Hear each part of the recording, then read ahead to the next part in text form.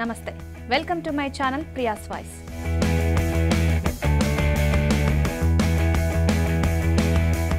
భారత క్రికెట్ జట్టు కెప్టెన్ రోహిత్ శర్మపై కాంగ్రెస్ నాయకురాలు షామా మహ్మద్ సంచలన వ్యాఖ్యలు చేశారు. రోహిత్ శర్మపై బాడీ షేమింగ్ వ్యాఖ్యలు చేశారు. రోహిత్ లావుగా ఉంటాడు, బరువు తగ్గాలని వ్యాఖ్యలు చేశారు. ఏదో లక్కీగా అతడికి కెప్టెన్సీ దక్కిందని చెప్పుకొచ్చారు. దీంతో వ్యాఖ్యలు తీవ్ర దుమారం రేపాయి. తాజాగా ఆమె వ్యాఖ్యలకు బీజేపీ నేతలు కౌంటర్ ఇస్తున్నారు. దుబాయ్ వేదికగా ఛాంపియన్స్ ట్రోఫీలో భాగంగా భారత్ న్యూజిలాండ్ మధ్య ఆదివారం మ్యాచ్ జరిగింది. ఈ మ్యాచ్ రోహిత్ తక్కువ స్కోర్కే అవుట్ అయ్యాడు.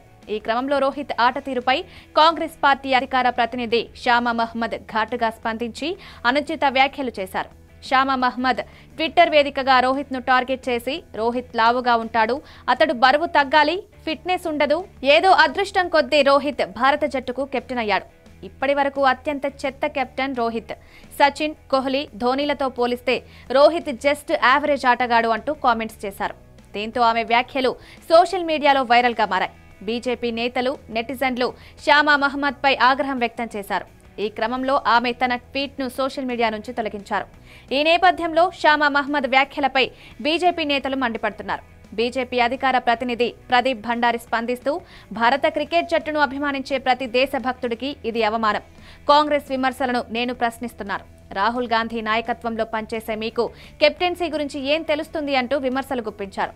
రాహుల్ గాంధీ క్రికెట్ ఆడాలని కోరుకుంటున్నారా అంటూ ఎద్దేవా చేశారు. దీంతో మరోసారి షామా మహ్మద్ స్పందిస్తూ, ప్రజాస్వామ్యంలో మాట్లాడే స్వేచ్ఛ తనకు ఉందని చెప్పుకొచ్చారు.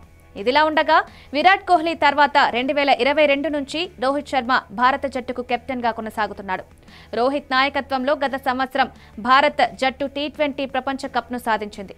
ఐపీఎల్లో కూడా రోహిత్ సారథ్యంలోనే ముంబై జట్టు 5 సార్లు ట్రోఫీని దక్కించుకుంది. క్రికెట్ చరిత్రలోనే రోహిత్ కు పలు రికార్డులు ఉన్న సంగతి తెలిసిందే.